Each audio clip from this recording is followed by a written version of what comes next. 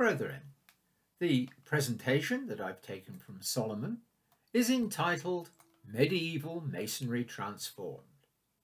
So the question is, to what extent do the three craft degrees derive from the traditional early medieval operative masonry?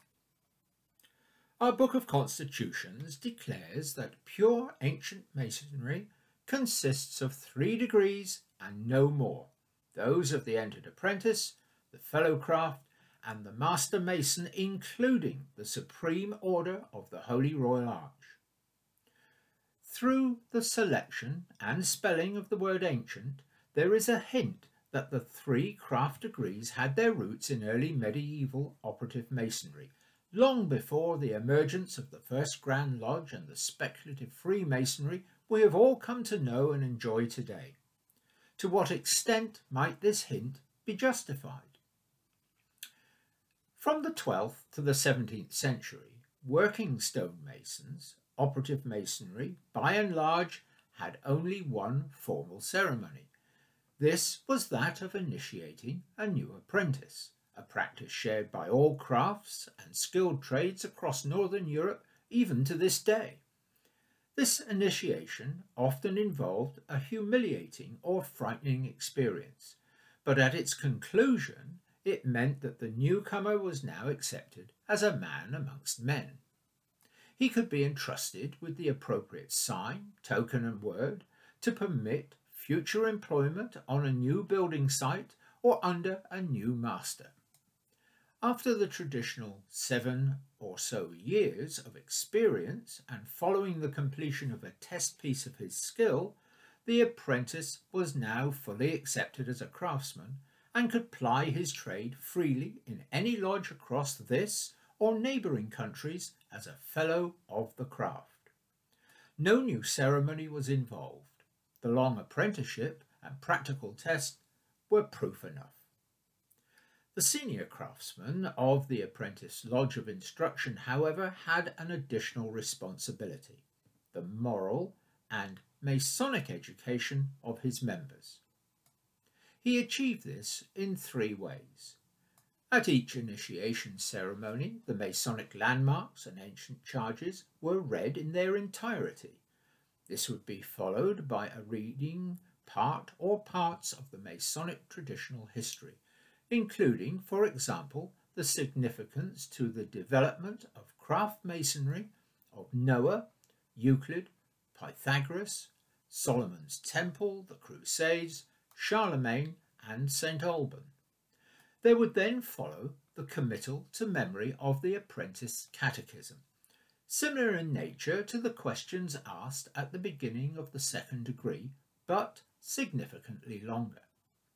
The 17th century copy of the 13th century Halliwell manuscripts contains some 55 mandatory questions drawn from all aspects of the apprentice's instruction. As lodge room or temple and dining room were one in the same, in the latter part of the evening, after supper, there might follow a general discussion of the Masonic history and symbols, their moral truths, and the other secrets of the mason's craft. With the rapid emergence of building by brick in the 17th century, city operative lodges slowly decreased in number, but increasingly gentlemen of leisure and other tradesmen joined these same lodges to enjoy supper and participate in its philosophical and scientific debate. This was the age of enlightenment, and the world was awash with new and exciting ideas and geographical discoveries. By the end of the 17th century, the takeover was almost complete, and when the Premier or Modern's Grand Lodge was formed in 1717, none of the Grand Lodge Committee was an operative mason. The initial aims of Grand Lodge were simple: to safeguard the landmarks of the order, encourage the development of speculative masonry in England, and to authorise by their own warrant the creation of new lodges. They had no immediate responsibility for the morality plays that form the basis of our 3 degrees today, as they did not then exist. However, between 1723 and 1738, the outline of the 3 degrees flowed from the pens of the luminaries such as Reverend Dr. Theophilus Desgouliers, George Payne, Reverend Dr. James Anderson, and Chevalier Andrew Ramsay.